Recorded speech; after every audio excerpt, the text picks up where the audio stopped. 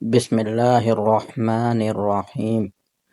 آج کی ویڈیو میں ہم ذکر کریں گے سعد بن عبادہ رضی اللہ تعالی عنہ کس قبیلے کے سردار تھے، کب مشرف باسلام ہوئے اور کن غزوات میں شرکت کی، اور ان کی دردناک شہادت کا واقعہ بیان کریں گے۔ سعد بن عبادہ رضی اللہ تعالی عنہ قبیلہ خزرج کے سردار اور ابتدائی صحابہ میں شمار ہوتے ہیں۔ بیعت عقبہ ثانیہ میں مشرف باسلام ہوئے اور نبی کریم صلی اللہ علیہ وآلہ وسلم کے ساتھ غزوہ بدر، غزوہ احد، غزوہ خندق، غزوہ حنین اور فتح مکہ میں شریک ہوئے۔ سعد بن عبادہ رضی اللہ تعالی عنہ نے عرب قاعدے کے مطابق تیر اندازی اور تیراکی سیکھی۔ اگرچہ انصار میں ایک آدمی بھی لکھنا نہیں جانتا تھا، لیکن سعد رضی اللہ تعالی عنہ کی تعلیم میں جو اہتمام ہوا اس کا اندازہ اس سے لگایا جا سکتا ہے کہ وہ جاہلیت میں ہی نہایت عمدہ عربی لکھ لیتے تھے۔ ان تینوں چیزوں میں اس درجہ کمال بہم پہنچایا کہ استاد ہو گئے۔ اسی بنا پر لوگوں نے کامل کا لقب دیا۔ بیعت عقبہ ثانیہ میں اسلام قبول کیا اور ان کا شمار بلند پایہ حضرات صحابہ کرام رضوان اللہ تعالی علیہم اجمعین میں کیا گیا۔ بیعت عقبہ ثانیہ جس شان سے ہوئی، انصار کے جس قدر آدمی اس میں شامل ہوئے، جن اہم شرائط پر بیعت کا انعقاد ہوا، یہ کام اگرچہ خفیہ اور نہایت خفیہ تھا، لیکن پوشیدہ نہیں رہ سکتا تھا۔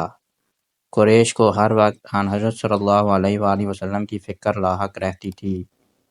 چنانچہ جس وقت آپ رات کے وقت مکہ سے باہر انصار سے بیعت لے رہے تھے، جبل ابو قبیس پر کوئی شخص چیخ چیخ کر کہہ رہا تھا، وہ دیکھنا، سعد مسلمان ہوئے تو محمد صلی اللہ علیہ وآلہ وسلم بالکل نڈر ہو جائے گا۔ قریش کے کان میں اگرچہ یہ آواز پہنچ گئی، تاہم ان کا خیال ادھر منتقل نہ ہوا۔ وہ قزاع اور بنو تمیم کے سعد نامی شخص کو سمجھے، اس وجہ سے بیعت میں مزاحمت نہ کی۔ دوسری رات کو پھر اسی پہاڑ سے چند شعر سنے گئے جن میں صاف صاف ان کا نام و نشان موجود تھا۔ قریش کو سخت حیرت ہوئی اور تحقیق واقعہ کے لیے انصار کے فروخ گاہ میں آئے۔ عبداللہ بن ابی بن سلول سے کہ قبیلہ خزرج کا رئیس تھا گفتگو ہوئی۔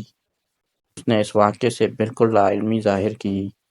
یہ لوگ چلے گئے تو مسلمانوں نے یاجج کا راستہ لیا۔ قریش نے ہر طرف ناکہ بندی کرا دی تھی۔ سعد بن عبادہ رضی اللہ تعالی عنہ اتفاق سے ہاتھ لگ گئے۔ کافروں نے ان کو پکڑ کر ہاتھ گردن سے باندھ دیے اور بال کھینچ کھینچ کر زد و کوب کرتے ہوئے مکہ لائے۔ مکہ میں مطعم بن عدی نہایت شریف انسان تھا۔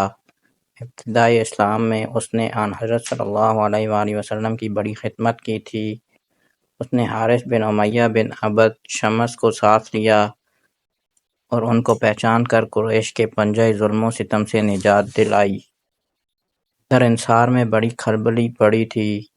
مجلس شورا قائم ہوئی جس میں طے پایا کہ چاہے جانیں خطرے میں کیوں نہ پڑ جائیں، مگر مکہ واپس چل کر سعد بن عبادہ کا پتہ لگانا چاہیے۔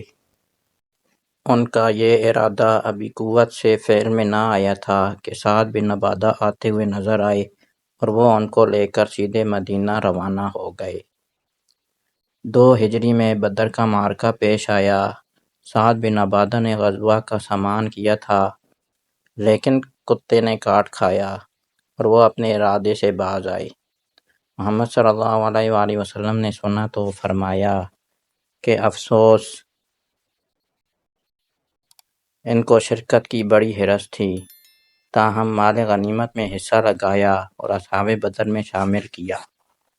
غزوہ احد میں مشرکین اس سر و سامان سے آئے تھے کہ مدینہ والوں پر خوف طاری ہو گیا تھا۔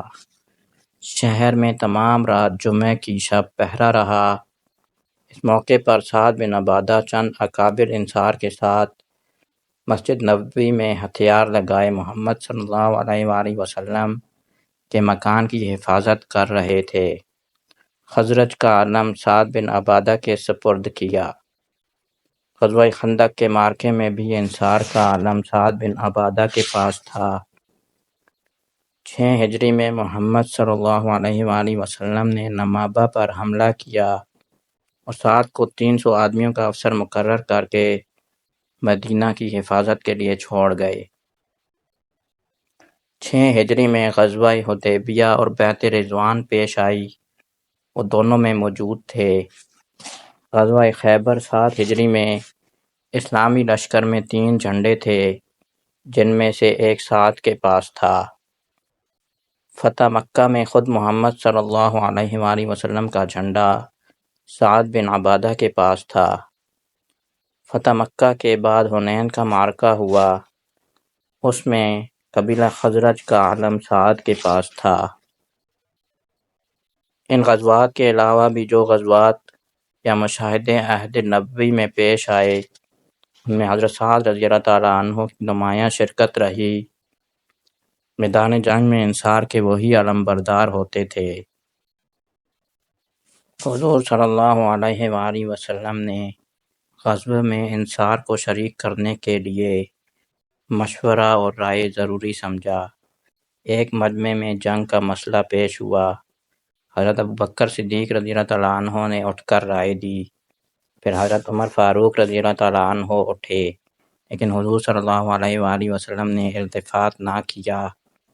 حضرت سعد رضی اللہ تعالیٰ عنہ سمجھ گئے، اٹھ کر کہا کہ شاید ہم لوگ مراد ہیں۔ اے رسول اللہ صلی اللہ علیہ وآلہ وسلم، اس ذات کی قسم جس کے ہاتھ میں میری جان ہے، اگر آپ سمندر کا حکم دیں تو اسے پامال کر ڈالیں، اور خشکی کا حکم ہو تو برق غماد یمن کے ایک موضوع کا نام ہے تک اونٹوں کے کلیجے پگھلا دیں۔ حضور صلی اللہ علیہ وآلہ وسلم یہ سن کر بہت خوش ہوئے اور تیاری کا حکم دے دیا۔ غزوہ بدر کے بعد غزوہ احد واقع ہوا۔ مشرکین اس سر و سامان سے آئے تھے کہ مدینے والوں پر خوف طاری ہو گیا تھا۔ شہر میں تمام رات جمعہ کی شب پہرا رہا۔ اس موقع پر حضرت سعد رضی اللہ تعالیٰ عنہ چند اکابر انصار کے ساتھ مسجد نبوی میں ہتھیار لگائے رسول اللہ صلی اللہ علیہ وآلہ وسلم کے مکان کی حفاظت کر رہے تھے۔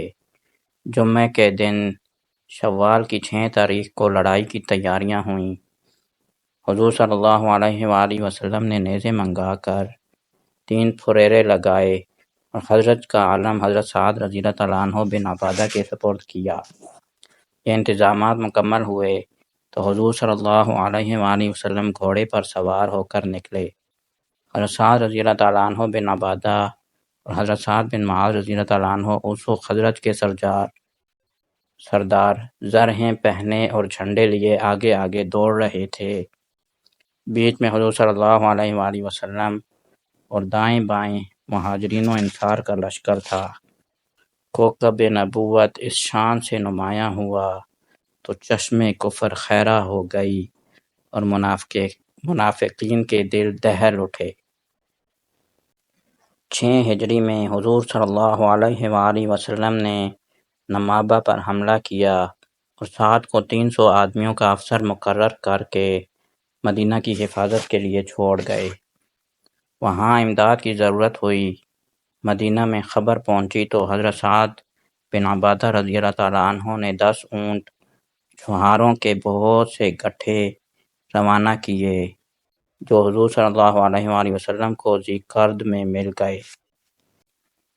فتح مکہ میں خود رسول اللہ صلی اللہ علیہ وآلہ وسلم کا جھنڈا حضرت سعد رضی اللہ تعالیٰ عنہ کے پاس تھا۔